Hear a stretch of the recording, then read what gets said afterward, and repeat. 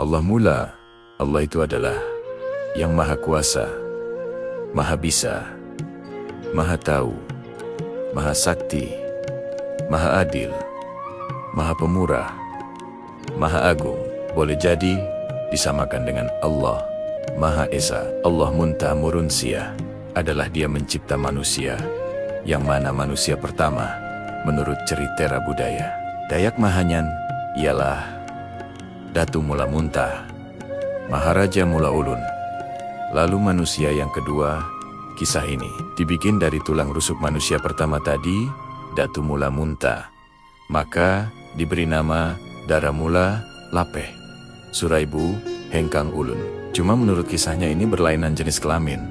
Dan manusia kedua ini terdapat 2 buah gunung kecil di dadanya yang disebut dalam bahasa Janyawai, yaitu Gunung Madu, Rahu, Watu Papat Lamura, yang mengeluarkan tetesan air dari puncaknya. Dari 2 buah puncak gunung tersebut menetes 7 tetes air ke bumi, tempat manusia berdua ini berada. Bumi disebut di sini waktu itu hanya sebesar telapak kaki mereka berdua ini berada, yakni Tane Tipak Sulau.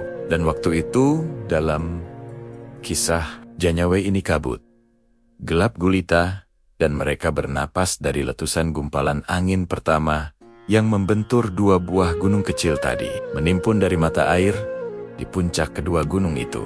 Adapun tetesan air yang ketujuh tadi, menurut cerita Janyawai ini, tetesan pertama tumbuh menjadi pohon yang buah dan daunnya biasa dipergunakan untuk membangun, menghidupkan orang yang mati, disebut kayu saramelum. Tetesan yang kedua tumbuh jadi padi. Jadi rupanya padi yang ada sekarang berasal dari tetesan kedua, dari tetesan air, dari puncak gunung tadi. Tetesan ketiga menjadi minyak dan kapas untuk dipergunakan penyembuhan kepada orang sakit. Tetesan yang keempat hidup jadi roh mereka berdua. Tetesan yang kelima menjadi malaikat pelindung yang biasa membantu dan melindungi manusia dari bahaya dan gangguan penyakit apapun. Tetesan yang keenam menjadi Dawa Dewi yang biasa membantu para dukun jika diperlukan. Tetesan yang ketujuh menjadi kota desa tempat roh orang yang sudah mati. Tetesan ini disebut Tumpuk Tunjung Panu, Guhamari, dan Drahulu. Jadi setelah manusia pertama ini mati, dialah yang pertama menempati kota desa tersebut. Di atas dia bernama Datu Tunjung Panu, Maharaja, dan Drahulu. Demikian riwayat kejadian tetesan air dari puncak gunung kecil tadi. Adapun riwayat kegelapan dan kekabutan alam masa itu, manusia berdua tadi seolah tertidur nyenyak, tanpa bergerak,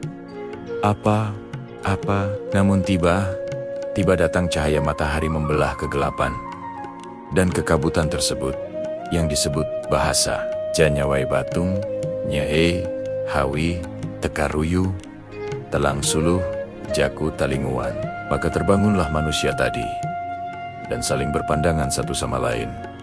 Maka timbul birahi, saling mencintai. Maka berpelukanlah mereka berdua, langsung bersetubuh. Dari hasil persetubuhan mereka berdua, tadi menetes air kemaluan. Manusia pertama tadi ke bumi dan tumbuh jadi kayuan, rumputan.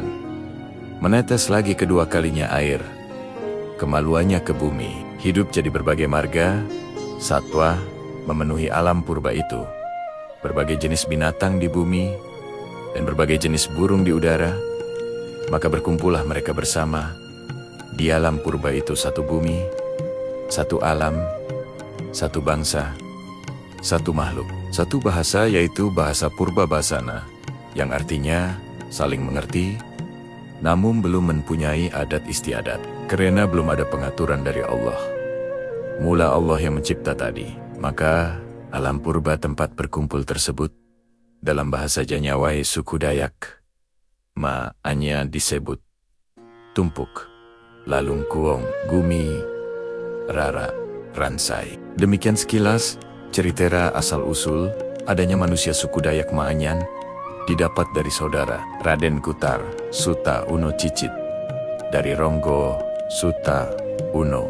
Namun, tempat alam purba itu tidak dapat beliau beri petunjuk, karena diperkirakan terjadinya sebelum abad Masehi. Adapun perkembangan selanjutnya akan diutarakan seterusnya hingga masa sekarang.